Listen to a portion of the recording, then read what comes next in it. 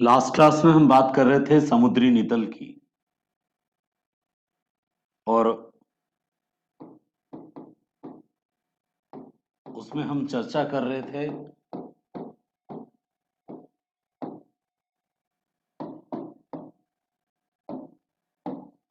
Common features of the ocean bottom पर।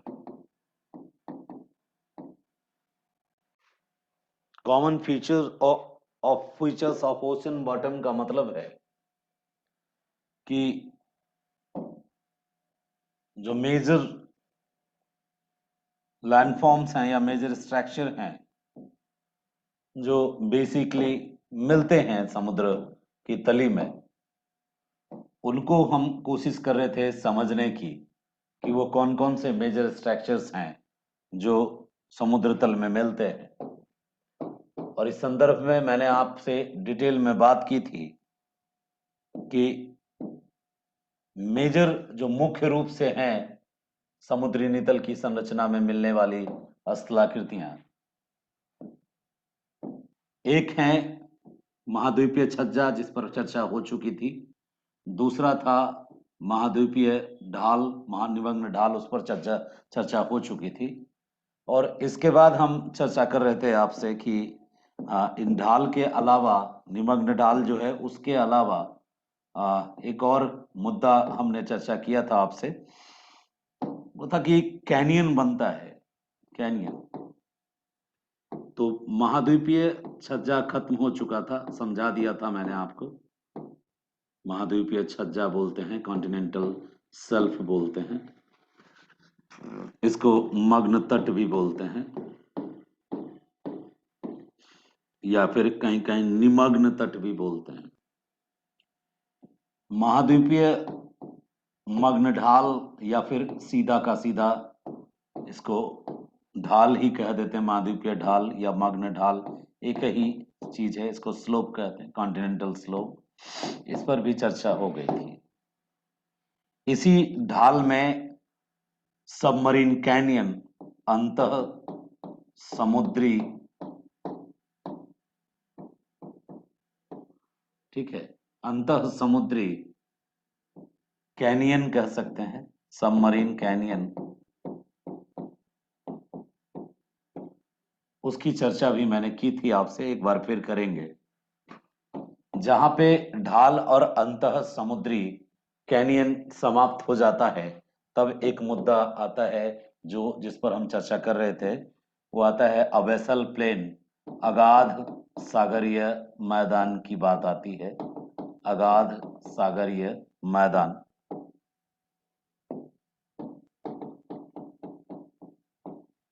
और अगाध सागरीय मैदान के बाद एक और पॉइंट मैंने बताया था कि इसी मैदान में कहीं कहीं मिलता है, इसी अगाध सागरीय मैदान के अंदर कुछ जगहों पर ट्रंचेज मिलते हैं, गर्त।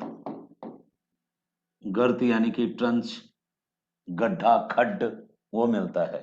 और इसी मैदान में कहीं कहीं कटक रिज का निर्माण होता है वॉल्केनिक इरप्शन के कारण। कटक को आप समुद्री नितल की पर्वत श्रेणी कह सकते हैं, और कहीं कहीं इसी को पठार के रूप में भी देखा जाता है। कटक के अलावा एक और संरचना का जिक्र मैंने किया था जिसको कहते हैं गुयोट। गुयोट जो है ये समुद्री चबूतरा है, अंतः समुद्री चबूतरा है।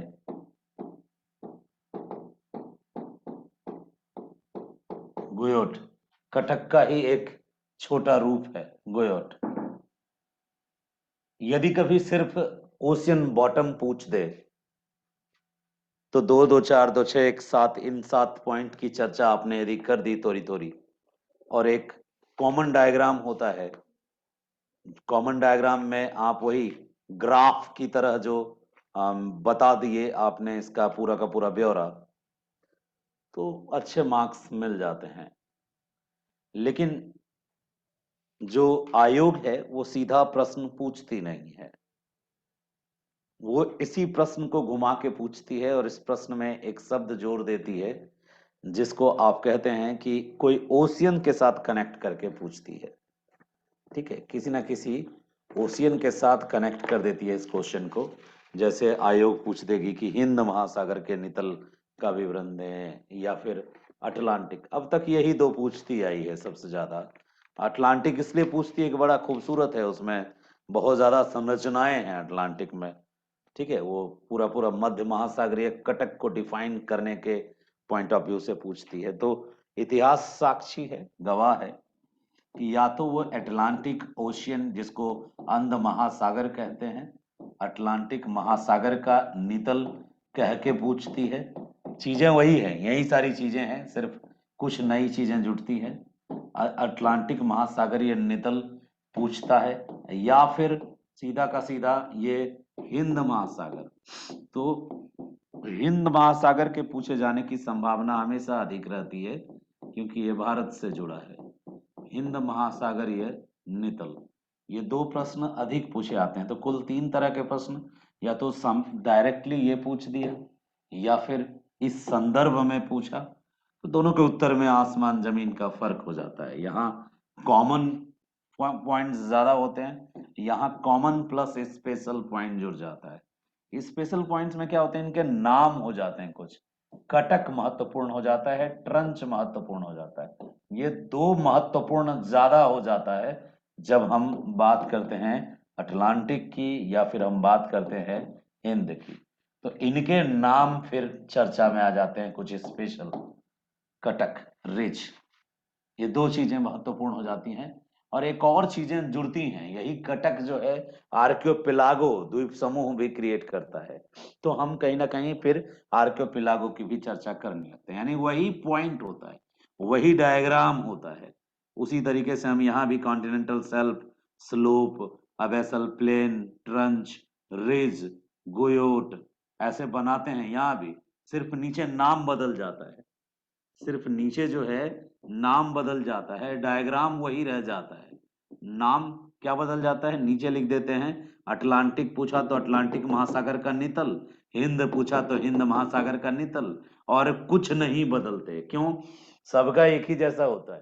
ठीक है, पेंदी नहीं बदलता, चाहे तुम्हारा बाल्टी हो या मेरा बाल्टी हो, पेंदी का डिजाइन वही होता है। तो ये पेंदी का डिजाइन है, एक ही जैसा डिजाइन होता है। लेकिन हाँ, जब हम अटलांटिक बनाते हैं तो एक बाहर का फिगर बनाते हैं। मतलब बाहर से ऊपरी तौर पे जब किनारा दिखा रहते हैं कि देखिए इस तरफ अमेरिका है, इस तरफ साउथ अमेरिका है, इधर यूरोप है और इधर अफ्रीका है। तो ये जो एस डिजाइन आप बनाए, या इंडियन पूछा तो इंडिया बना देते हैं, इधर ये साउथ ईस्ट एशिया बना देते हैं, इधर अफ्रीका बना देते हैं, इधर ऑस्ट्रेलिया बना देते हैं, तो इधर अरब सागर, इधर। तो जब ऊपरी डिजाइन बनाते हैं, यानी दो डायग्राम इसमें एंटर करता है। एक डायग्राम कॉमन डायग्राम होता है जो सब में चल जाता है, वो graphical diagram of the ocean bottom होता है। आप बना दो और नाम जिसका लिखे उसका हो गया, किसी का नाम नहीं लिखे तो कॉमन हो गया, सबका हो गया। ठीक है, लेकिन वो उसके अलावा एक और स्पेशल डायग्राम बनाना पड़ेगा। यदि अटलांटिक पूछेगा तो अटलांटिक का दिखाना होगा वो दोनों किनारा, कि बाहर से कैसा दिखता है अटलांटिक। और यदि इंडियन पूछेगा तो इंडियन में भी दिखाना होगा दोनों किनारा, और पानी गायब करके उसके बीच बीच में डिजाइन बनाना होगा, कहाँ से कौन सा कटक गया है, कहाँ पे कौन सा ट्रंच लोकेट करता है। यानी रेस और ट्रंचेस को लोकेट करना होगा, आर्कियोपेलागो को लोकेट करना होगा। वेसल प्लेन नहीं दिखाते हैं हम ओरिजिनल में, लेकिन कटक चूंकि ऊंचा है तो वो जरूर दिखलाते हैं। अभी जिया कह रही है कुछ हुआ है, नहीं कुछ नहीं हुआ है अभी। बीच में 3 दिन से क्लास ऑफ थी। मेरा कुछ व्यक्तिगत कारण था, मैं आउट ऑफ स्टेशन चला गया था, इसलिए अब्सेंट था 3 दिन से। तो इसलिए कुछ नहीं हुआ है, स्टार्ट किया था उसके बाद 3 दिन गायब हो गया मैं। तो आज ये 3 दिन की बाद की क्लास है। लास्ट टाइम मैं ओशियन बॉटम शुरू किया, उसके बाद अनुपस्थित था, क्लास चल नहीं रही थी। आज पहली क्लास है उसके बाद से, तो इसलिए कुछ बीच में नहीं हुआ था। ठीक है, चलिए। आपकी क्लास नहीं छूटी थी, हम ही छूट गए थे, मैं ही अनुपस्थित था। आगे बात करते हैं अगले मुद्दे पर। ये सारी चीजें मैं समझा चुका हूं, तो अब सीधे बात करता हूं अटलांटिक और हिंद पे आके। आज थोड़ी बहुत चीजें बची थी, उसको भी क्लियर कर दूं। तो अंतः सागरीय सबमरीन कैनियन माना कंदरा होता है। और जब अंतः सागरीय कैनियन पढ़ते हैं ना, तो कैनियन में कभी कभी कैनियन के अंदर भी कुछ स्थलाकृति बनती है। कैनियन से जो मलबा आता है वो आगे जाके फैल जाता है ऐसे पंख की तरह।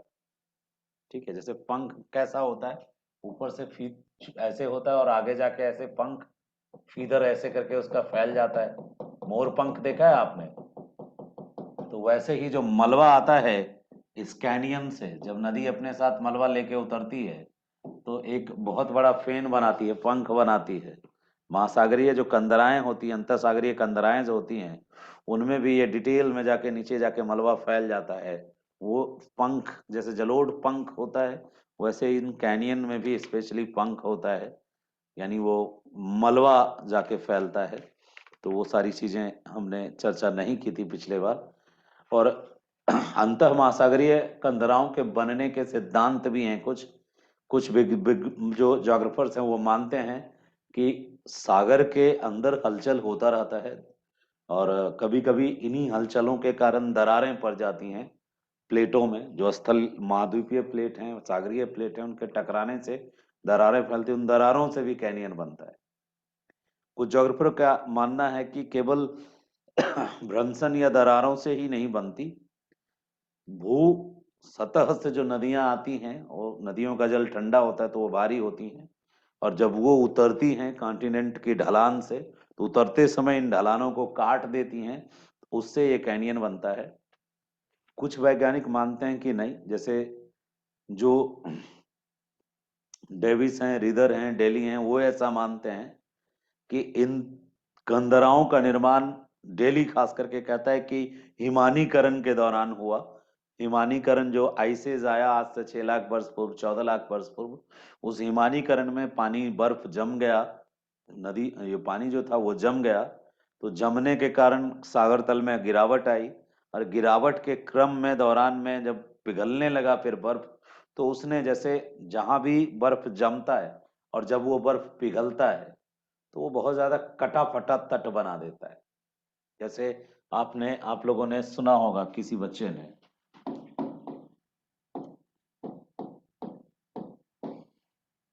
फियोर्ड तट का नाम सुना होगा आपने? सुना है किसी ने फियोर्ड तट क्या होता है, और रिया तट क्या होता है? ज्योग्राफी वाले तो जरूर बताएंगे। तो आप में से कौन बताएगा? माइक अनम्यूट कीजिए, कोई एक बच्चा। कितने बच्चे को पता है फियोर्ड और रिया क्या होती है? तटों के प्रकार हैं फियोर्ड और रिया। जी, विकास कुमार जी, क्या होता है फियोर्ड, बताएंगे? माइक ओपन कीजिए।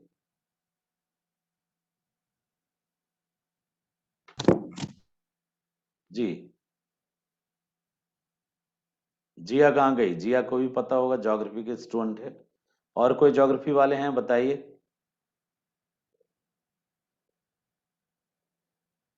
चलिए, किसी की तरफ से कोई उत्तर आया नहीं तो मुझे ही देना पड़ेगा।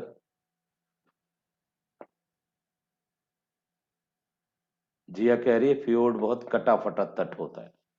Okay, thank you so much, बताने के लिए धन्यवाद। मैं बताता हूँ फियोर्ड तट क्या होता है। चिली का तट, नॉर्वे का तट, स्वीडन का तट, वो सारे तट जो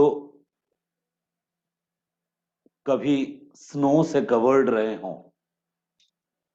आइस एज से कवर्ड रहा हो, आइस एज में आइस लाइन के अंडर आया हो, और वो आइस लाइन से बाहर जाए फिर आइस लाइन के अंदर आए, तो ऐसे केसेस में क्या होता है, जिन एरियाज में इस तरह से बर्फ की परतें जमती हैं, और वो बर्फ की परतें जमती हैं, उसके वजन से तली जो होती है वो दब जाती है, जो चट्टानें मुलायम होती हैं वो दब जाती हैं, धंस जाती हैं, और जब वो पिघलता है तो मुलायम चट्टानों को अपने साथ लेके बह जाती है, कठोर चट्टानें ज्यों की त्यों खड़ी रह जाती है।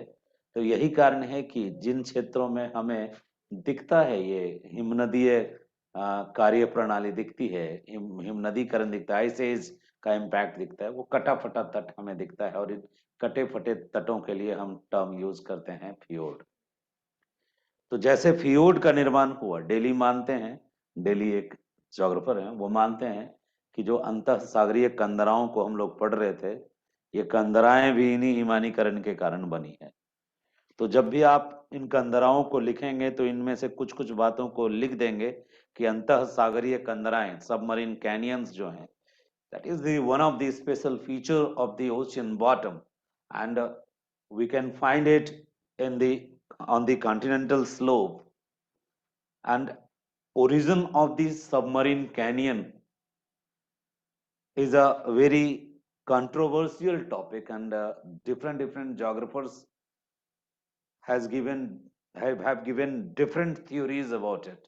Origin से related जो theories है, some theories are based on the cycle of erosion by the river water. River water के थ्रू इरोजन वाला कॉन्सेप्ट डेविस का है कि स्लोप के कारण वहां अपर्दन चक्र शुरू हो जाता है, इसलिए भी आकार की घाटी की तहत कैनियन बनता है। क्योंकि डेविस को वो हर चीज कैनियन लगता है जो युवा अवस्था में अधिक ढाल पे बहने वाली नदियां वी शेप्ड वैली बनाती है। इस बात को एक और मतलब है जोग्राफर रीदर, वो भी मानते हैं। इसी बात पर डेली का भी एक तरीके से डेली भी यही मानते हैं, और कई सेपर्ड भी यही मानते हैं। डेली थोड़ा सा इसमें एक अलग इंफॉर्मेशन देते हैं कि it was not only eroded and created by the river, but in reality it was a product of the glacier erosion, specially in the period of the ice age. It was created when the sea level decrease हुआ था because of the glaciation कह सकते हैं, हिमानीकरण की क्रिया के कारण सी level decrease हुआ। देन आफ्टर सम टाइम्स जब आइसेज से फ्री होने लगी धरती, बिकॉज फिर से धरती गर्म होने लगी, टेम्परेचर इंक्रीज हुआ धरती का। अब आप में से कईयों के मन में वैज्ञानिक मन है तो प्रश्न आएगा, सर तापमान गिरा क्यों?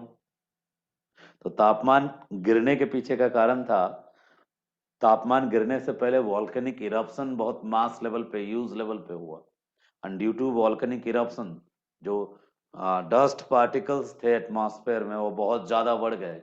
और ऐसे डस्ट पार्टिकल्स के बढ़ने से क्या होता है कि जो एल्विडो होती है एटमॉस्फेयर की, जो एल्विडो होती है, एल्विडो समझते हैं ना, परावर्तन की क्षमता, वो बहुत ज्यादा बढ़ गई, जिसके कारण सनलाइट को एटमॉस्फेयर ऊपर ही ऊपर परावर्तित करने लग गया।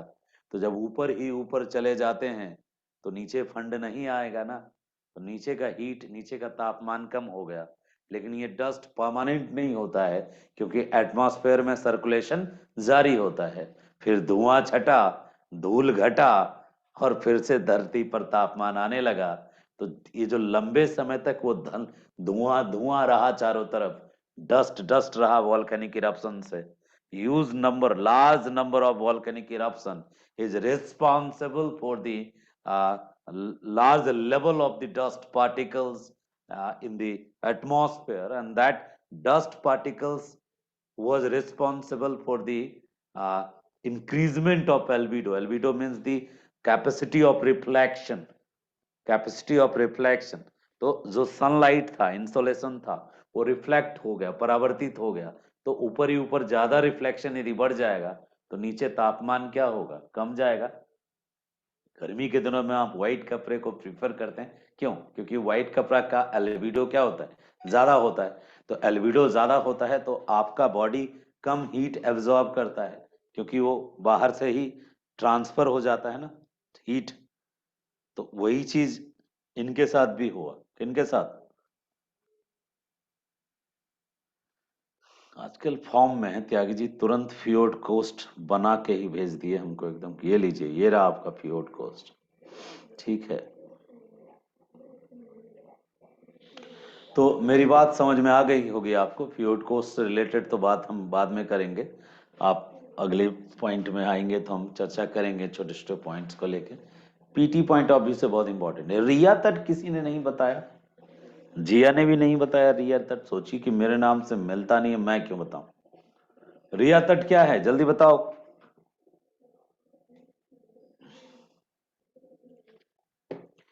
चलिए, यदि नहीं पता है तो मैं बता देता हूं। देखिए, रिया तट उस तट को कहते हैं जो तट लो लैंड एरियाज में submergence coasts are called ria coast also. ठीक है, रिया तट डिफरेंट है।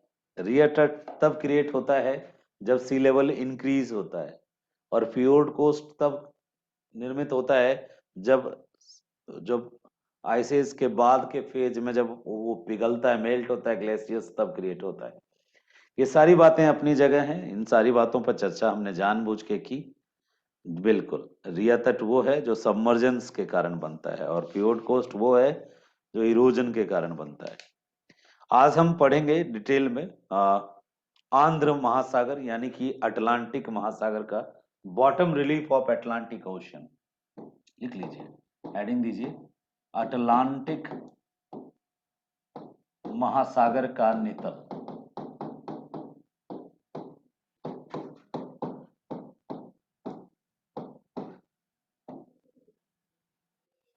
डायमेंशन क्या है, पहले आप इसका इंट्रो देंगे, फिर इसका ज्योग्राफिकल लोकेशन मैप के थ्रू बताएंगे कहाँ पे है ज्योग्राफिकल लोकेशन, मेन फीचर्स बताएंगे, इसका मेन फीचर्स क्या है, वही सब जो पीछे पढ़े थे वही पॉइंट बन जाएगा मेन फीचर्स में, जिसमें कॉन्टिनेंटल सेल्फ होगा, कॉन्टिनेंटल स्लोप होगा, कॉन्टिनेंटल सेल्फ स्लोप, और फिर सबमरीन कैनियन होगा, और फिर इसका सबसे इम्पोर्टेंट पार्ट होगा कि रिजेस होंगे, ट्रंचेज होंगे, और ट्रंचेज के अलावा आर्कियोपिलागो होगा, और फिर इन सारे पॉइंट्स के एक एक एग्जाम्पल के साथ एक डायग्राम यहाँ पे बनेगा जिसमें आप इन सब को दिखाएंगे, खास करके रिजेस को दिखाएंगे और ट्रंचेस को दिखाएंगे। ये दो शो करेंगे, बाकी चीजें शो करने वाली नहीं है। बाकी चीजों को आप बस एक डायग्राम, ग्राफ जो कॉमन डायग्राम होता है ऐसा ऐसा वाला, वो बना करके दिखा देंगे, और आगे एक डायग्राम बनाएंगे जिसमें दोनों तट होगा, दोनों कोस्ट होगा, और दोनों कोस्ट के अलावा जो है उसमें बीच में वो ये सब कटक बनाएंगे आप, रिजेस। तो और उसके बाद फिर कंक्लूजन कुछ खास नहीं होता है, तो समरी में 2 लाइन लिख के फिनिश कर देंगे।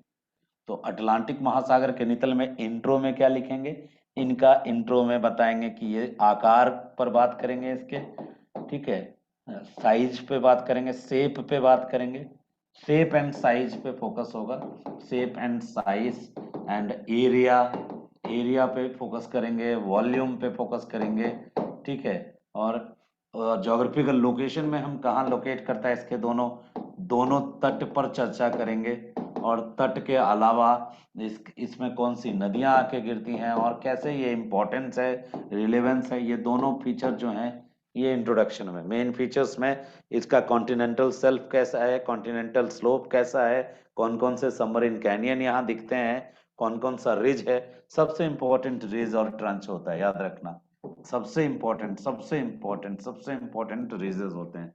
रिजेस, ट्रंचेस एंड आर्कियोपेलागोस को एक्सप्लेन करने के बाद थोड़ी सी चर्चा कर देते हैं हम लोग इसके जो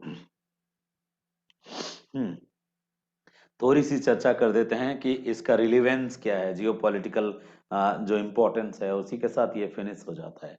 इसी तरह से हिंद महासागर में भी करेंगे।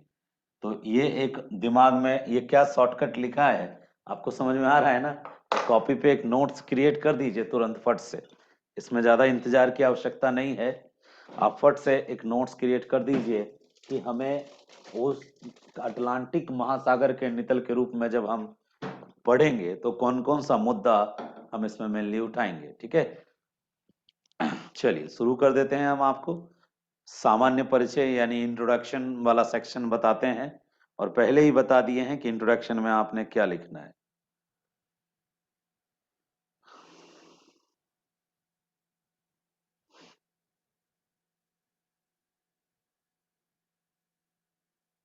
आज से हिंदी ऑप्शनल स्टार्ट कर रहा हूं, तो उसके कारण बच्चों का मैसेज बहुत आ रहा है। कई बच्चे ये भी सोच रहे हैं कि एक ज्योग्राफी का टीचर हिंदी कैसे पढ़ाएगा। यूपीएससी की तैयारी जब आप 10 साल कर लेंगे ना, और 10 साल तक आप उसमें सेलेक्ट नहीं हो और आप एक अच्छे स्टूडेंट हैं, तो आपके साथ 2 बातें होंगी कि कुछ विषय बहुत पर अच्छी पकड़ हो जाएंगी, एक विषय नहीं, कुछ विषय पे। तो मेरी जो सबसे अच्छी पकड़ बनी है वो इतिहास, भूगोल और छोटे मोटे जो साइड लाइन सब्जेक्ट्स हैं उन पे बनी है।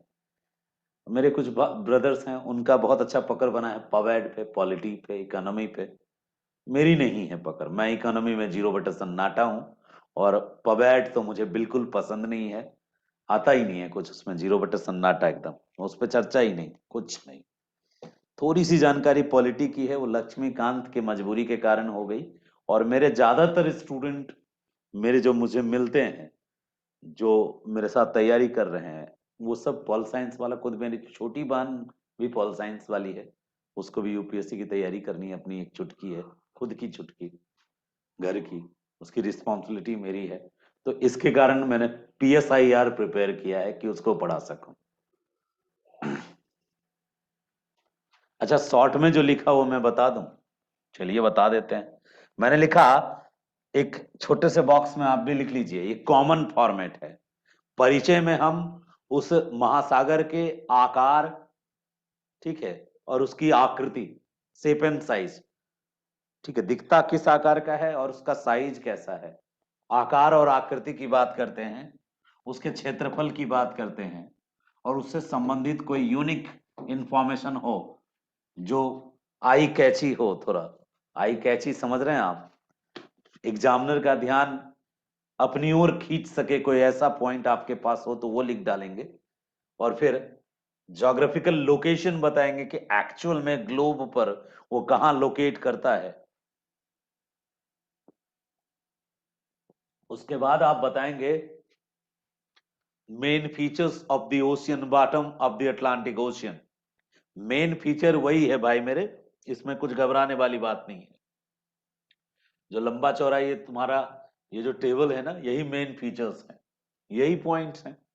पहला पॉइंट कॉन्टिनेंटल शेल्फ, दूसरा पॉइंट कॉन्टिनेंटल स्लोप, तीसरा पॉइंट सबमरीन कैनियन, चौथा पॉइंट ट्रंचेस, पांचवा पॉइंट रिजेस, और छठा पॉइंट आर्कियोपेलागो यानी द्वीप समूह।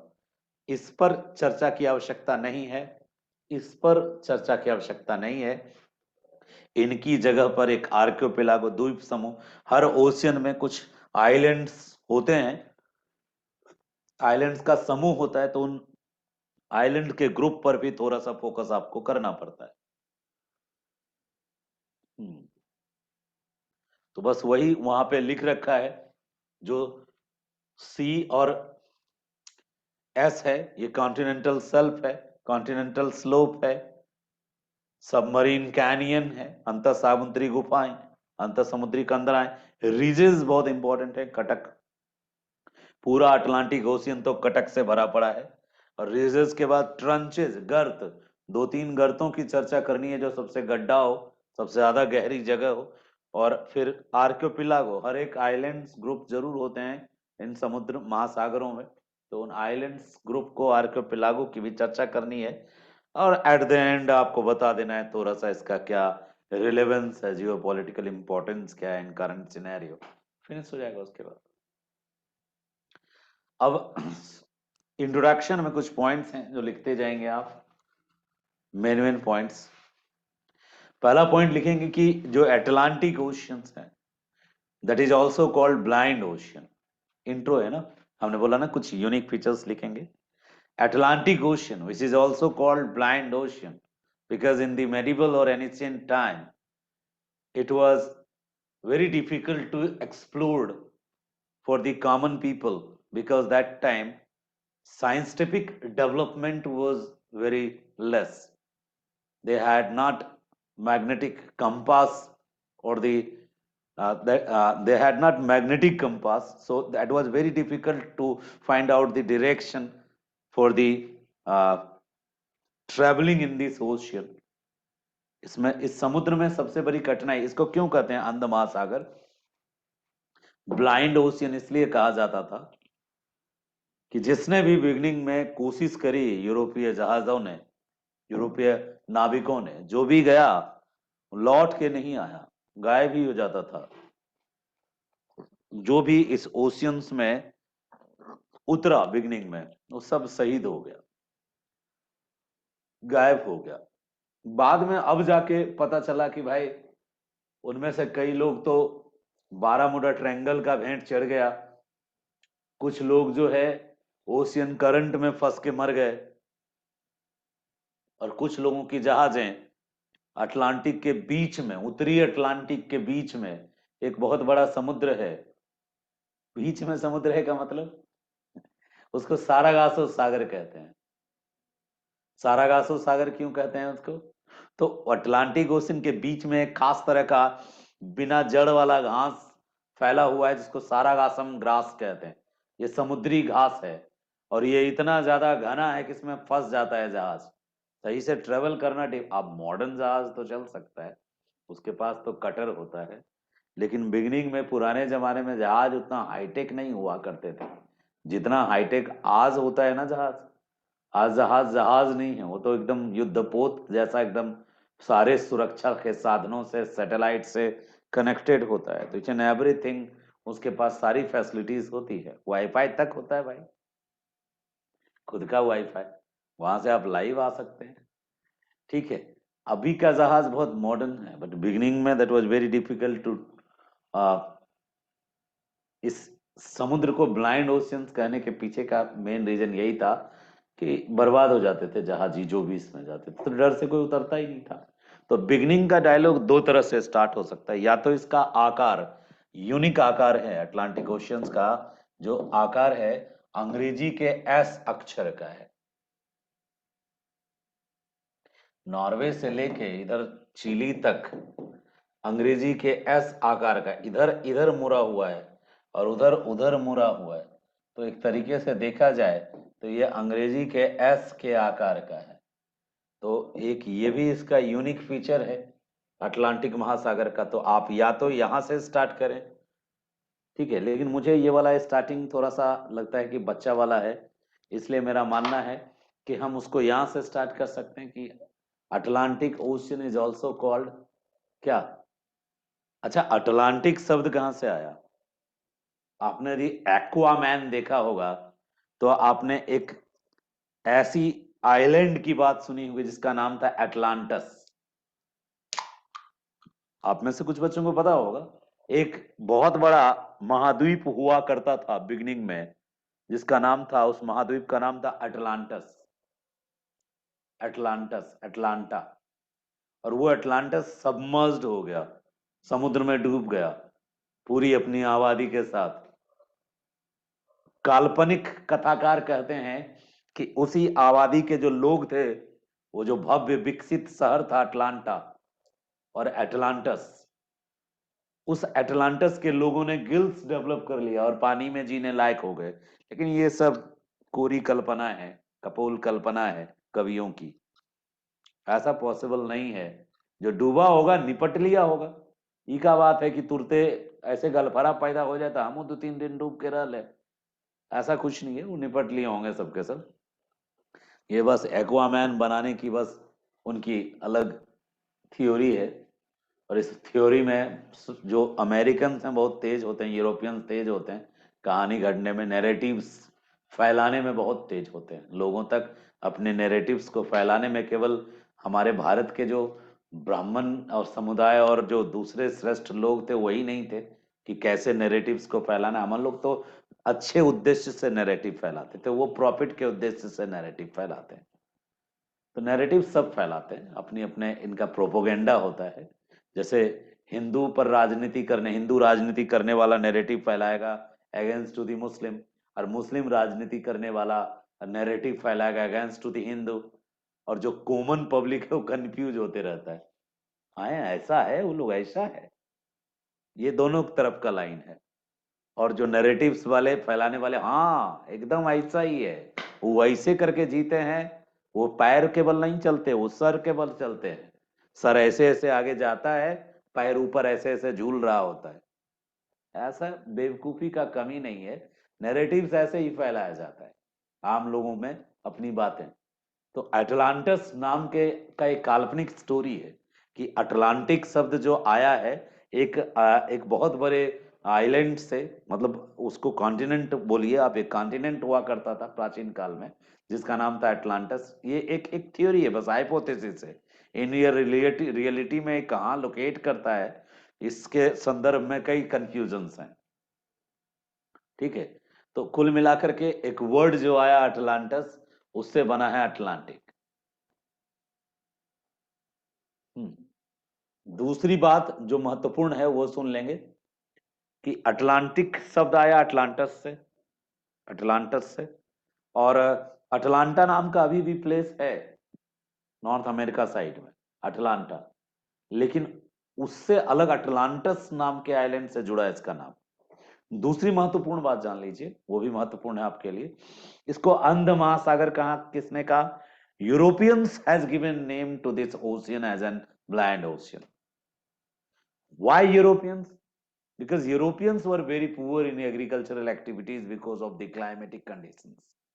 Because of the tough climatic conditions, they were not able, especially the western coast European countries जो हैं, पश्चिमी तटीय यूरोपीय देश जो हैं, वो एग्रीकल्चरल वर्क में उतने ज्यादा कैपेबल नहीं थे। So they were focusing on trade and they were focusing on the collection of the ocean resources, sea resources, सागरीय संसाधनों को संग्रहित करने और अंतरराष्ट्रीय व्यापार पर फोकस करने के लिए पश्चिमी तटीय यूरोपीय देश, वो ज्यादातर मछुआरों के देश और नाविकों के देश थे। वो सेलर थे, सी सेलर का देश था, ट्रेडर्स मर्चेंट्स का देश था। तो ये मर्चेंट्स, ये ट्रेडर्स, ये सेलर्स, इन्होंने ओशियंस को टारगेट किया था कि वो इसके थ्रू पाथ ढूंढते थे, रास्ता नए जगह पे जाने के लिए। और इसी दौरान उनके उनके कई जो लोग थे, उनकी कम्युनिटी थी ट्रेडर्स की, उनमें से कईयों को सफलता भी मिली अमेरिका पहुंचने में। जैसे अमेरिको वेगस्पुची के पहले भी कई लोग उधर गए थे, लेकिन जो चले गए वो लौट के नहीं आए, और ज्यादातर तो गायब ही हो गए। एक अमेरिको वेगस्पुची का नाम आता है यूरोप में, जो बेल्जियम का निवासी था, अमेरिको वेगस्पुची। वो एक मर्चेंट था जो नॉर्थ अमेरिका गया था ग्रीनलैंड होके, मतलब बहुत ही टफ कंडीशन में, आइसलैंड से ग्रीनलैंड और ग्रीनलैंड से न्यूफाउंडलैंड, न्यूफाउंडलैंड से अमेरिका, और फिर उसी रास्ते से लौट भी आया था। लेकिन जो मध्य रास्ते से गया, उसको दूरियां ज्यादा थी, वो सरवाइव नहीं कर पाया, और ये भी लौट के आ गया क्योंकि इसको वहां कोई संभावना नहीं दिखा, किसी तरह बच के आया। तो बड़ा फेमस था अमेरिको वेगस्पुची, जिसके नाम पे अमेरिका पड़ा। So in the introduction, we will write about the special features, special characteristics about the Atlantic Ocean. ठीक है, इसको आंध्र महासागर भी कहते हैं, आंध्र महासागर या अंध महासागर। आंध्र या अंध इसलिए कहते हैं बिकॉज यूरोपियन ने इनको ब्लैंड ओशियन नाम दिया था। उसके बाद आप इसका पूरा लोकेशन बताएंगे कि पश्चिम में क्या, दक्षिण में क्या, उत्तर में क्या, पूर्व में क्या, सारा डायरेक्शन। जैसा कि सविंद्र सिंह शुरू करते हैं कि पश्चिम में उत्तरी तथा दक्षिणी अमेरिका और पूरब में यूरोप तथा अफ्रीका के बीच में स्थित जो महासागर है, 820 लाख वर्ग किलोमीटर में, उसी को आंध्र महासागर कहते हैं। इनका स्टाइल है सविंद्र सिंह का, आपका अपना स्टाइल होगा। मैं होऊंगा तो मैं ऐसे नहीं शुरू करूंगा, सामान्य परिचय में मैं बताऊंगा कि अटलांटिक ओशियंस, जो नंबर कितने नंबर पे आता है अटलांटिक ओशियन। ठीक है, तो नंबर 1 तो साइज में, आकार में देखें, महासागरों को आकार में देखें तो सबसे बड़ा महासागर कौन? ऑफ कोर्स प्रशांत महासागर सबसे बड़ा महासागर है, पैसिफिक ओशियन 16.5 करोड़ वर्ग किलोमीटर एरिया में फैला है। उसके बाद आता है अटलांटिक ओशियन दूसरे नंबर पे, और तीसरे नंबर पे आता है हिंद महासागर, चौथे नंबर पे आता है आर्कटिक महासागर, पांचवें नंबर पे आता है सदर्न ओशियन, और यही 5 ओशियन है। तो second largest ocean of the world है ये अटलांटिक ओशियन, और विश्व के टोटल एरिया का 1/6 पार्ट में फैला है, और पैसिफिक का जस्ट आधा है। पैसिफिक यदि 15 है, 15 है, लगभग 15.8 है, 16.5 है, ये 8.2 है। ठीक है, 8.2। तो पैसिफिक 16.5 है और ये 8.2 है, तो 50% ऑफ द पैसिफिक ओशियन।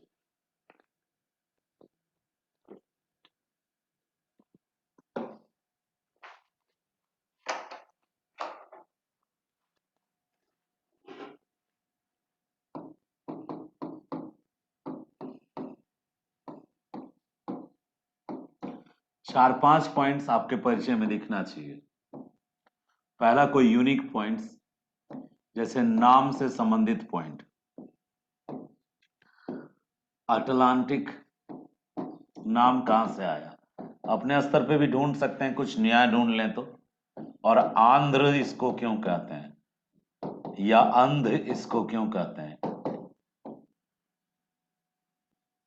ये पॉइंट दिख जाना चाहिए। अभी मैंने चर्चा की। दूसरा पॉइंट, इसका जो आकार है अंग्रेजी के एस आकार का है, तो ये भी सब लोग लिखेंगे, आप भी लिख दीजिएगा।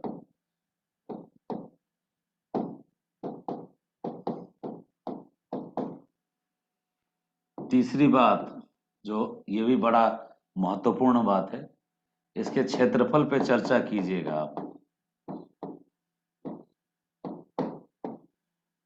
क्या प्रशांत का आधा,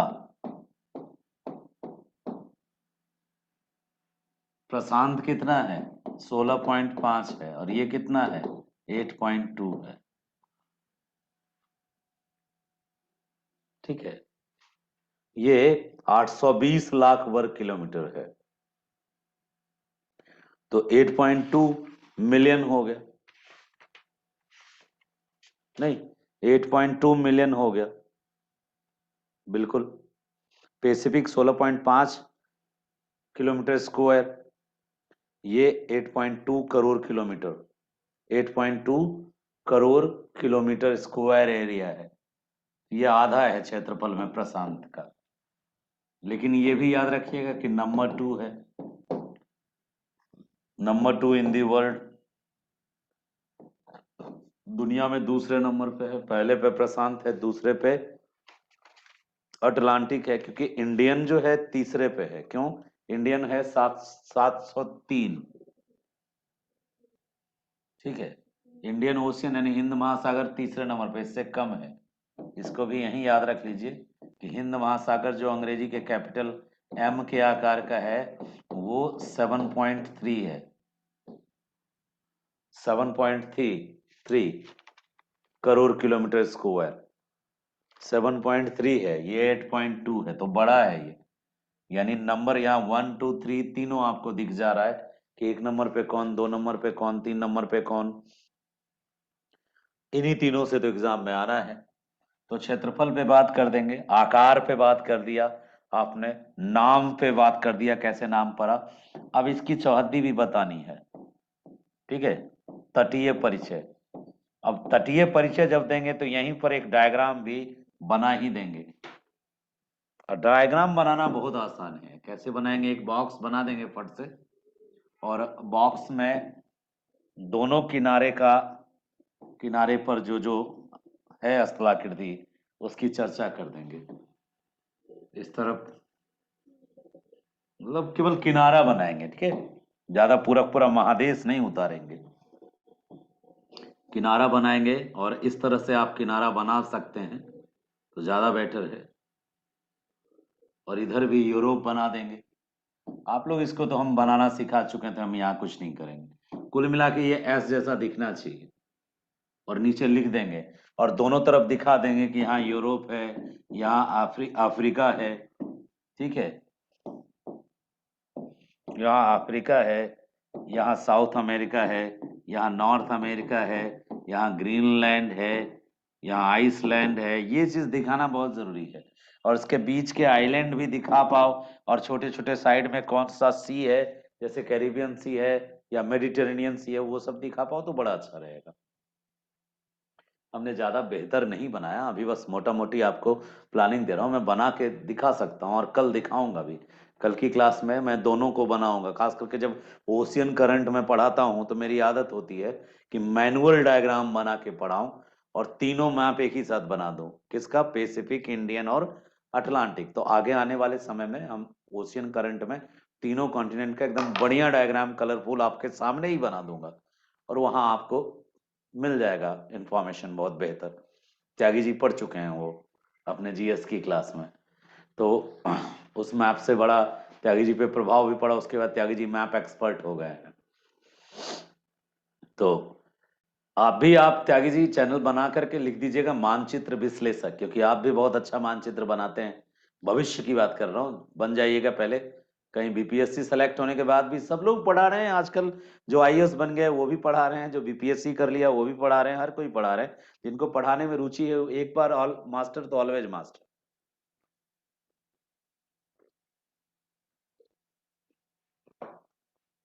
और मेरा मानना ये अच्छा है बच्चों के लिए, उन सबका भला हो जो इस तरह का प्रयास कर रहे हैं, बच्चों को बहुत मदद मिलेगी। जब वैरायटी ऑफ टीचर्स से बच्चों का सामना होता है तो स्टूडेंट्स का माइंड और अवेयर होता है, और ज्यादा बेहतर वो कंपेयर कर पाता है, वो बेस्ट ढूंढ पाता है। तो ये एक बहुत बड़ी क्रांति के दौर से हम और आप गुजर रहे हैं, जिस दौर में बच्चों के सामने विकल्प ही विकल्प हैं, और उन विकल्पों का बहुत लाभ होगा बच्चों। और जो पूरा का पूरा तिलस्म था, ठीक है, वो तिलस्म टूट गया है, जिसके कारण अब एक टीचर, अभी मुखर्जी नगर में मीटिंग थी, हमें भी बुलाया गया था, तो उसमें जो टीचर्स अभी भी सरवाइव कर रहे हैं, स्ट्रगल कर रहे हैं मुखर्जी नगर में, उनकी तरफ से था कि हम लोग बच्चों को अवेयर करें कि ऑनलाइन की जगह वो ऑफलाइन में जुड़े हैं अब हमसे। तो मुझे इसलिए बुलाया गया था कि उनमें से एक ने देख लिया कि इसके पास भी 28-29 हजार बच्चों का मतलब अप्रोच है। तो हमें कहा जा रहा था, और भी लोग थे, कई ऐसे थे जिनके 1 लाख भी हैं, मतलब 100 के, और किसी किसी का 500 के, 5 लाख वाला भी थे वहां पे। बहुत सारे लोग थे जो यूट्यूब पे भी काम कर रहे हैं, ऑफलाइन भी चला रहे हैं। तो ओवरऑल उनका ये कहना था कि जो भी अच्छे टीचर्स हैं वो यूट्यूब से हट जाएं। मीटिंग का एक एजेंडा था। अब कौन कहेगा कि हम बुरे टीचर हैं, बताइए, कैसा बेवकूफाना। आईएएस की तैयारी कराने वाले टीचर्स के मुंह से ये लाइन मुझे अच्छा नहीं लग रहा था कि क्या बोल रहे हैं आप। उम्र का लिहाज था, नहीं तो हम विरोध करते कि कौन यहाँ पे खड़ा होके कहेगा हम खराब टीचर हैं और हम जो है बने रहेंगे यूट्यूब पे। और कौन हटेगा, कुछ नहीं हुआ उसका, मीटिंग ऐसे ही आया गया, हो गया। दुख रोना इसलिए रो रहे थे कि दाम घट गया, वैल्यू घट गया ना अब। जो टीचर, अब जैसे मणिकांत सर हिस्ट्री पढ़ाया करते थे, हमारे जमाने के मास्टर हैं, जब हम आए थे तैयारी करने तो उनके एक झलक दर्शन के लिए प्यासी रहती थी आंखें। हिस्ट्री में इंटरेस्ट था और मैं कंफ्यूज था कि क्या ऑप्शनल लूं। मुझे हिस्ट्री भी अच्छी आती थी, ज्योग्राफी भी अच्छी आती थी, संस्कृत भी अच्छा आता था। तो सब भैया अलग अलग सलाह दे रहे थे। 2009 की बात बता रहा हूं मैं। 2009 में मैं पहली बार आया था, उस समय 2 ऑप्शनल चलता था। तो संस्कृत तो फिक्स था मेरा, फाइनल। ज्योग्राफी और हिंदी में, हिस्ट्री में कंफ्यूज था। कोई कह रहे थे तुम ज्योग्राफी से एमए हो तो ज्योग्राफी लो, और फिर मैं कहता था भैया मेरा इतिहास में बहुत इंटरेस्ट है, तो बोलते थे फिर इतिहास ले लो। तो मैं दोनों का डेमो लेने गया था। उस 2009 के जमाने में भी उनका फी जो था हिस्ट्री का, मणिकांत सर का, वो 20 हजार था। और फिर 2010-11 तक आते आते वो 35 हो गया। और फिर 2014-15 तक आते आते, 16 तक आते आते 50 हजार था फीस। 35 से 50 हजार तक का सफर था।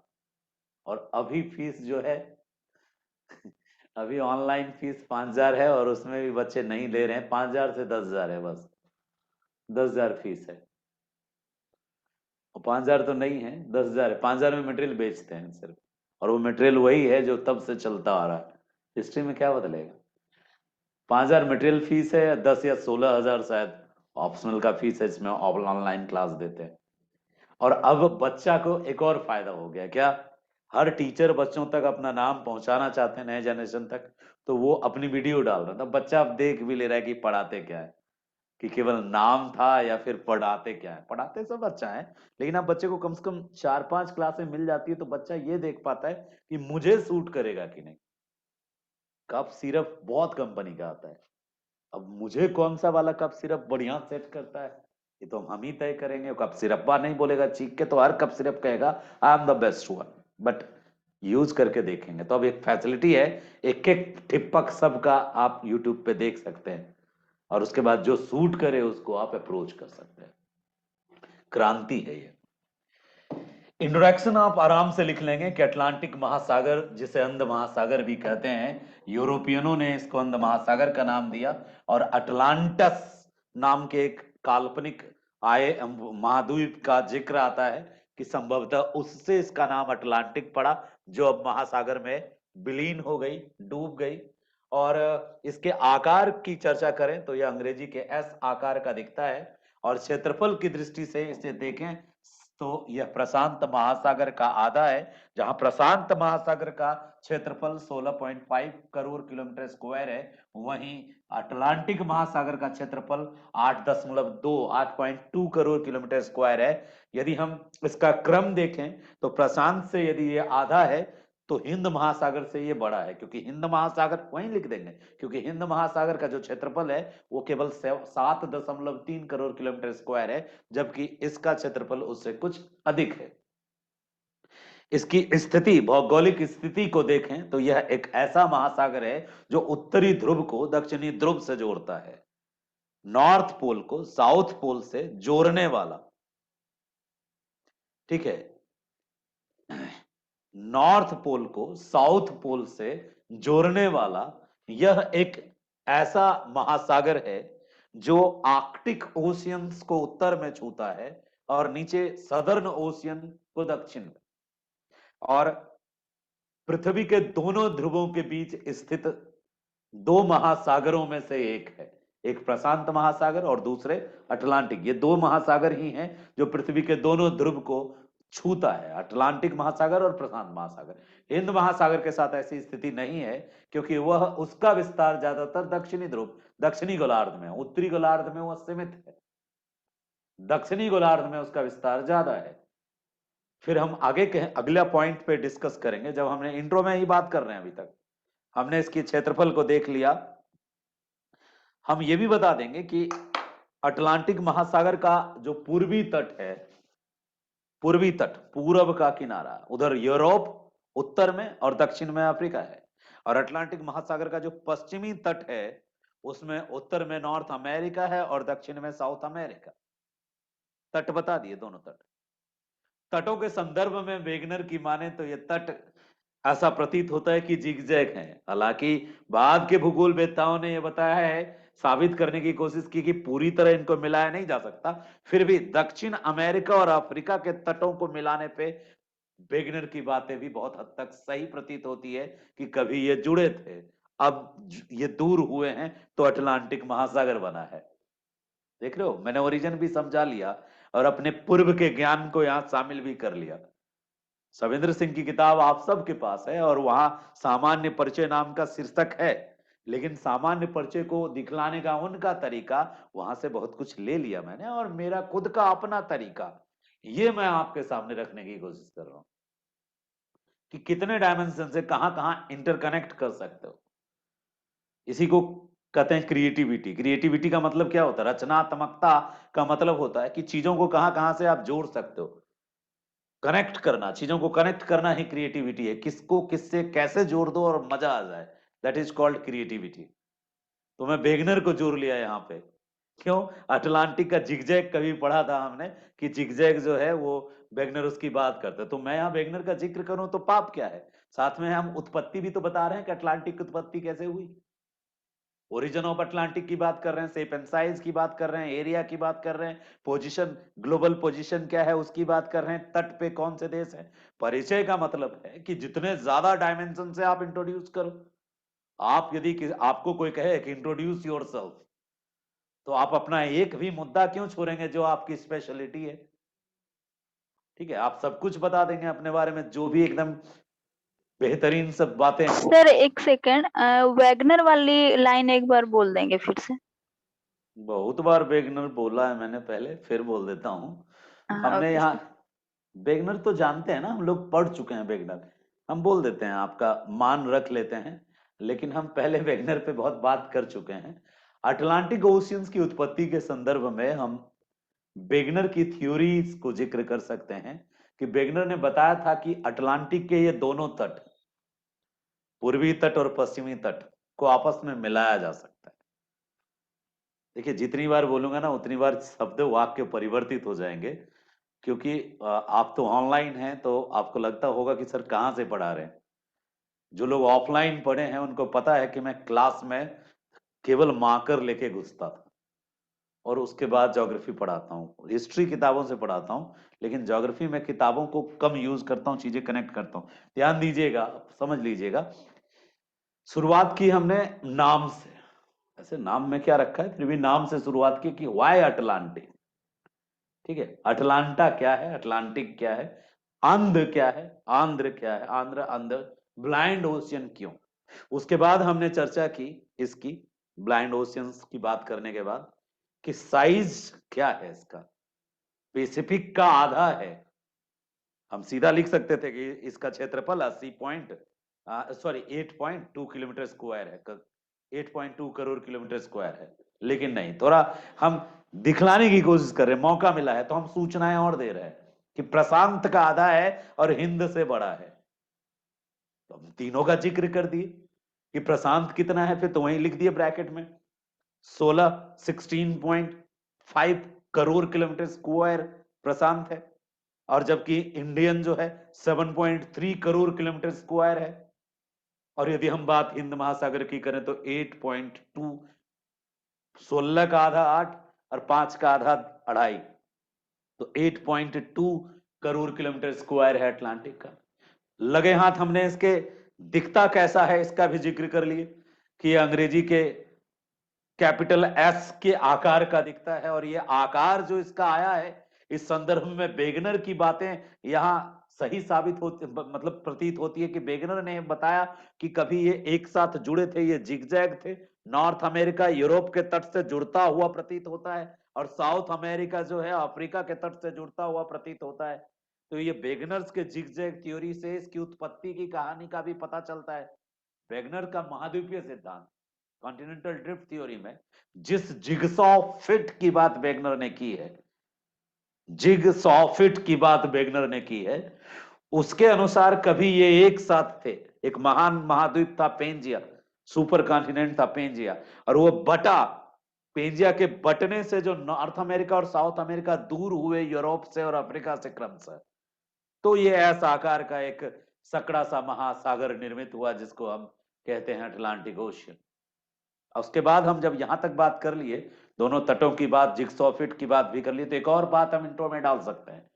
क्या इंट्रो में डाल सकते हैं कि अन्य महासागरों की तुलना में, खास करके प्रशांत महासागर और जो इंडियन ओशियंस है उसकी तुलना में, अटलांटिक महासागर कम गहरा है, छिछला है। खास करके मध्य में, अटलांटिक महासागर के मध्य में गहराई कम है। क्या कारण है? तो अटलांटिक महासागर में मध्य महासागरीय कटक का विस्तार अन्य महासागरों की तुलना में सबसे ज्यादा देखने को मिलता है। हालांकि इसके पीछे भूगर्भवेत्ताओं या जियोलॉजिस्ट, खास करके हैरी हेस, देखो जोड़ना पड़ेगा, जो पीछे तुम पढ़े हो उसको जोड़ो। इस संदर्भ में हैरी हेस का जो सी फ्लोर स्प्रेडिंग थ्योरी है, वह थ्योरी यह मानता है कि अटलांटिक महासागर के मध्य में दो प्लेट एक दूसरे से दूर जा रहे हैं। Sea floor spreading theory of Harry हेस का जिक्र करना है। अपने सी फ्लोर स्प्रेडिंग थ्योरी में हैरी हेस ने बतलाया है कि अटलांटिक महासागर के मध्य में जो प्लेटें हैं वो एक दूसरे से दूर जा रही हैं, अपसारी किनारे हैं प्लेटों के, डाइवर्जेंट जोन है प्लेट का। तो ये जो डाइवर्जन हो रहा है, प्लेट एक दूसरे से दूर जा रहे हैं, इसके कारण मैग्मा निकल रहा है दुर्बलता मंडल एस्ट्रोस्फीयर से, और वो मैग्मा समुद्री जल के संपर्क में आके ठंडा होकर जम करके महासागर के बीचों बीच, बिल्कुल रीढ़ की हड्डी की तरह, लिख दीजिएगा, बिल्कुल रीढ़ की हड्डी, बैकबोन की तरह एक रिज क्रिएट कर रहा है, एक series of the ridge, Cuttack की श्रृंखलाएं निर्मित कर रही हैं जो उत्तरी ध्रुव से दक्षिणी ध्रुव तक फैली हैं। और ये जो कटक की श्रृंखलाएं हैं इसे मध्य महासागरीय कटक कहते हैं। ये था इंट्रोडक्शन, सूचनाओं से भरा हुआ था, कई चीजों को मैंने कनेक्ट किया, जैसे हिस्टोरिकल बैकग्राउंड भी दिया कि प्राचीन काल में जो है ये यूरोपियंस क्रॉस नहीं कर पाते थे इसको because of the lack of the scientific development, magnetic compass etcetera, so उन्होंने इसको ब्लाइंड ओशियन कहा। अटलांटिक नाम पड़ा था इसका अटलांटस के आधार पे, क्योंकि जो ग्रीक लिटरेचर है उसके अकॉर्डिंग एक आइलैंड नहीं था, एक बहुत बड़ा डेवलप्ड देश था अटलांटा, जो एक महाद्वीप के रूप में था इस क्षेत्र में, जो मर्ज हो गया, डूब गया बीच में, और उसी के नाम के आधार पर इसका नाम अटलांटिक पड़ा। और उसके बाद फिर हमने शेप, साइज, जितनी भी इंफॉर्मेशन थी इंट्रोडक्शन में सब डाल दी। अब उसके बाद हम इसकी गहराई, लंबाई, चौड़ाई पर भी चर्चा करेंगे कि कहाँ पे ये ज्यादा चौड़ा है, कहाँ पे ये कम चौड़ा है, कहाँ ये ज्यादा गहरा है, इन चीजों पे भी चर्चा करेंगे। यदि हम चौड़ाई की बात करें तो अटलांटिक महासागर दक्षिण में ज्यादा चौड़ा है, दक्षिणी गोलार्ध में इसकी चौड़ाई ज्यादा है, और उत्तरी गोलार्ध में इसकी चौड़ाई कम है। नॉर्दर्न अमेरिका और यूरोप के बीच का डिस्टेंस कम है as compare as southern America, South America and Africa. South America and Africa के बीच का डिस्टेंस ज्यादा है। 35 डिग्री दक्षिणी अक्षांश जो है, southern latitude of southern hemisphere का जो सदर्न लैटिट्यूड है 35 डिग्री दक्षिणी अक्षांश, वहां इसकी चौड़ाई 5920 किलोमीटर है, इसके बीच की चौड़ाई। जबकि भूमध्य रेखा पर आके सकड़ा हो गया है मात्र 2000, आधा रह गया चौड़ाई 2560 किलोमीटर। और यदि हम उत्तर की तरफ बढ़े तो उत्तर में भी एक जगह चौड़ाई ज्यादा है, 40 डिग्री नॉर्थ में 4800 किलोमीटर है। और सबसे कम चौड़ाई जो है इस महासागर की, सबसे कम चौड़ाई, वो चौड़ाई वही है, कहाँ, इक्वेटर पे। इक्वेटर पे इसकी चौड़ाई कम है, मात्र 2500 समथिंग है। ब्राजील जो आके अदर आगे आ जाता है, और बाकी ऊपर और नीचे इसकी चौड़ाई जो है लगभग दक्षिण में ज्यादा है, उत्तर में कम है। दक्षिण में 5920 है, उत्तर में 4800 है अधिकतम। तो चौड़ाई में डिफरेंसेस है इसका। अन्य महासागरों की तरह अटलांटिक महासागर की भी बहुत सारी जो तटीय सागर हैं, जिसको आप कहते हैं हर महासागर का ना कुछ कुछ कोस्टल सी होता है, तटीय सागर होता है। जैसे नॉर्वेजियन सी, डेनमार्क सी, नॉर्वेजियन सी हो गया, वहां से जुड़ता है ये उधर। इधर फिर वो जो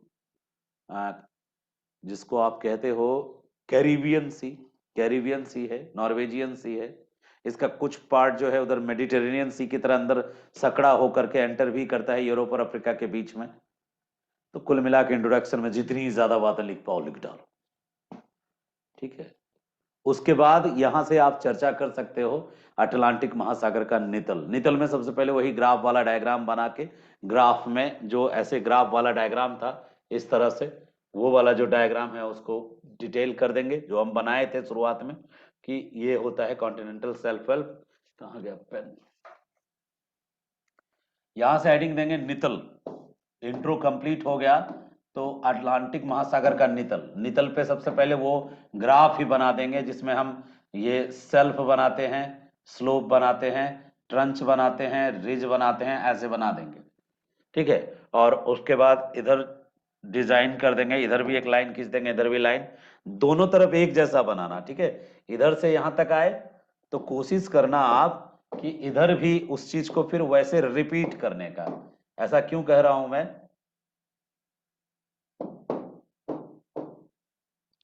क्योंकि यहां के बाद फिर ऐसे ऐसे जाएगा और ये स्लोप होगा और सेल्फ होगा और ये तट होगा, और इधर लिख देंगे तुम कौन, ये हो गया पूर्वी तट और ये हो गया क्या, पश्चिमी तट। और बीच में रिज थोड़ा बड़ा बनाना, क्योंकि अटलांटिक महासागर का रिज कहाँ है, बीच में रिज है, तो ये रिज हो गया, ठीक है। ये हो गया इसका सेल्फ, ये स्लोप, ये अबेसल प्लेन, ये प्लेन, और ये जो हो गया फिर वही चीज रिपीट, और बीच में ये क्या बना दिया आपने, रिजेस। तो ये एक तरह से सेक्शन हो गया। सेक्शन मतलब क्या, एक तरह से आप कह सकते हो अनुप्रस्थ काट हो गया उसके बॉटम का, तट का। और इसके नीचे लिख भी सकते हो क्या, अटलांटिक ओशियन का बॉटम। और इसके बीच में ये, इसको आप लिख सकते हो कि ये मिड ओशियनिक रिज है, मध्य महासागरीय कटक है, जो अटलांटिक ओशियन का स्पेशल फीचर है। और इसको लिख सकते हो कि ये सेल्फ है, इसको लिख सकते हो कि ये स्लोप है, इसको लिख सकते हो कि ये मैदान है, और इसी बीच में कहीं यदि तुम छोटा सा गड्ढा बना दिए तो उसको लिख सकते हो गर्त है। ठीक है, और फिर वो सेम रिपीट होगा, स्लोप और छज्जा, जो 2 बार लिखने की आवश्यकता भी नहीं होती है, आप एक ही बार लिख देते हैं, हो जाता है। तो ऐसा डिजाइन बना दोगे तो ज्यादा बेहतर रहेगा भाई मेरे। और उसके बाद फिर आप जब एक एक करके इसकी चर्चा करने लगोगे तो फिर आप 1 बाय 1 करके उसको वही से ही डिटेल करोगे। मग्न तट, ज्यादा बातें नहीं है, 2-2 3-3 पॉइंट, 3-3 पॉइंट, 4-4 पॉइंट कि अटलांटिक महासागर का दोनों तट पे पर्याप्त विस्तृत है छज्जा, छज्जा बड़े आकार का है। अब देखो अटलांटिक ओशियन का छज्जा बड़ा क्यों है, आपको पता है ना, दोनों तरफ का कॉन्टिनेंटल प्लेट इसके अंदर आता है, कॉन्टिनेंटल प्लेट का ही वो पार्ट है जो ओशियनिक प्लेट बन जाता है। प्लेट दो तरफ बढ़ रहा है तो वो प्लेट दोनों तरफ हट रहा है, तब बीच में गड्ढा हो रहा है, तो वो प्लेट ही आगे चल के वो कॉन्टिनेंट से कनेक्टेड है तभी तो हट रहा है। नॉर्थ अमेरिकी प्लेट का ही कुछ हिस्सा जो है अटलांटिक ओशियन में अंदर ओशियनिक प्लेट के रूप में, और यूरोपियन प्लेट का ही कुछ हिस्सा जो है अटलांटिक ओशियन के बॉटम में चला गया, वही हट रहा है, वही हट रहा है। तो यानी ये कॉन्टिनेंटल स्लोप जो है, हाँ कुछ पूछना है क्या किसी को? माइक ऑन हुआ तो मुझे लगा कि आप कुछ पूछेंगे। अरुणिमा का माइक ऑन है, दीपेंद्र कर्ण का माइक ऑन है। जी प्रणाम सर। जी सर मैं इसमें सविंदर सिंह जी के बुक में देख रहा हूँ कि बेसिन्स का भी इन्होंने चर्चा किया है, जो 10 तरह का जो है इसमें बेसिन्स का टाइप दिया हुआ है सर। बहुत अच्छी बात है, हम बेसिन पे बात करेंगे। ठीक है, बिल्कुल निश्चिंत रहिए, हम बेसिन पे बात करेंगे। 10 तरह नहीं है, 10 बेसिन है वो। बेसिन बनता कैसे है, जब बीच में, बेसिन क्या होता है, आप एक माइक ऑफ करिए प्लीज। एक और पूछना है पूछ डालिए क्वेश्चन, अदरवाइज माइक ऑफ रखिए, इरिटेशन होता है उससे। अरुणिमा जी आपका माइक ऑन है प्लीज। कोशिश करिए कि ध्यान रखना है कि माइक तो ऑन नहीं है, नहीं तो आपके घर की आवाज हम सब सुनेंगे कि क्या चल रहा है सबके घर में, मतलब डिस्टरबेंस ना हो, इसका ख्याल रखिएगा। हम आपको बेसिन्स बताएंगे कल।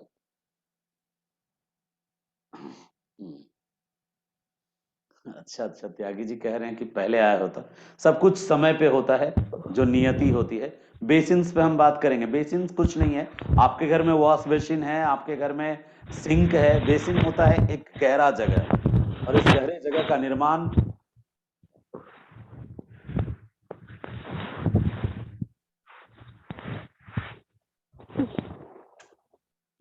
कितनों समझाएं, बच्चों से गलती हो ही जाती है। माइक यदि, देखिए अब आप चाह के भी माइक ऑन नहीं कर पाएंगे तो ये आपकी प्रॉब्लम है। सर जी पूछिए।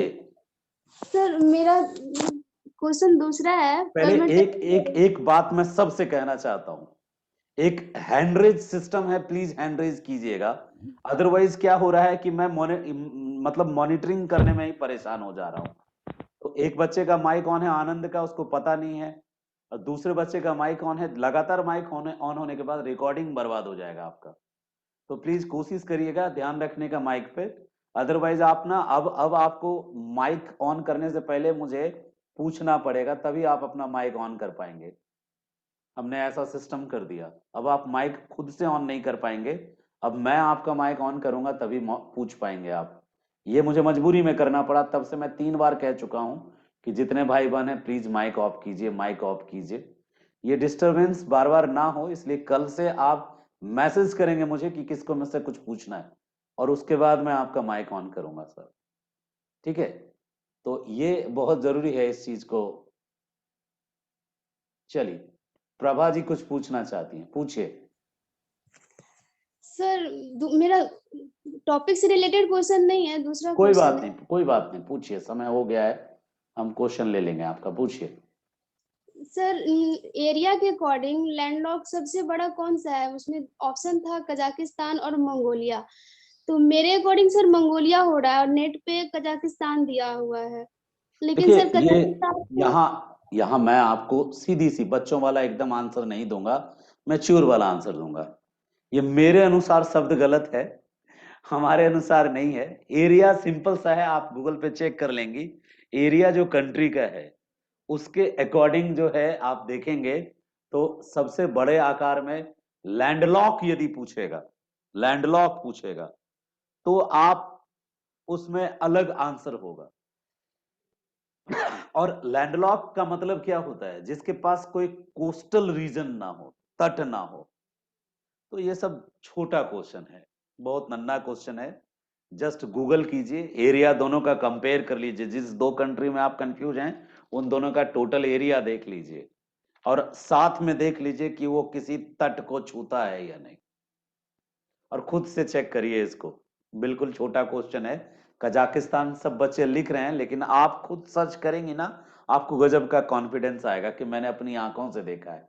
कानों की सुनी पे भरोसा नहीं करते, चाहे वो गुरु क्यों ना हो, टीचर ही क्यों ना। मैं तो बच्चों को साफ कहता हूं कि आप सिर्फ और सिर्फ औरों का सुनिए मत, एक बार आप क्रॉस चेक करिए इस चीज को, ठीक है?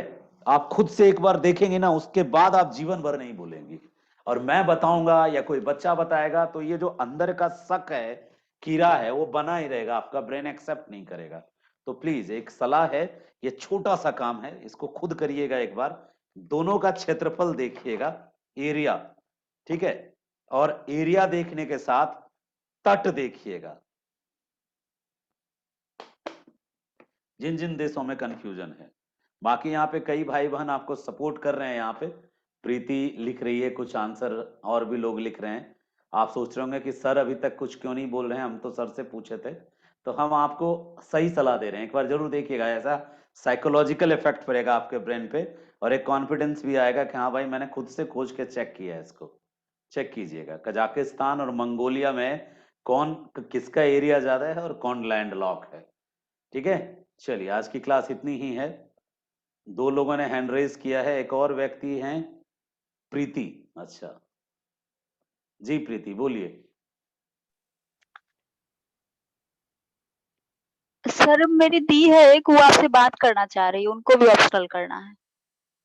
बेटा वो कॉल कर लीजिएगा व्हाट्सएप पे, अभी जस्ट हिस्ट्री की क्लास है, तो आप उनको अलाउ कर दीजिए, आप सबको अधिकार है इस बात का। तो हम जी कर सर। लेंगे उनको ज्वाइन, ठीक है? उनको कहिएगा ठीक, व्हाट्सएप कर लेंगी, ठीक है? ठीक सर, ठीक, प्रणाम। चलिए ठीक है, कल मिलते हैं आपसे। और कॉल का टाइम आज थोड़ा सा व्यस्त हूं अभी। त्यागी जी आप कॉल कर सकते हैं 2 बजे के बाद, आज 2 बजे के बाद कॉल कर सकते हैं। अभी अभी जस्ट यहाँ से निकलूंगा, आज आज बहुत कड़ी ड्यूटी है मेरी हेड के रूम में, ठीक है? Thank you so much.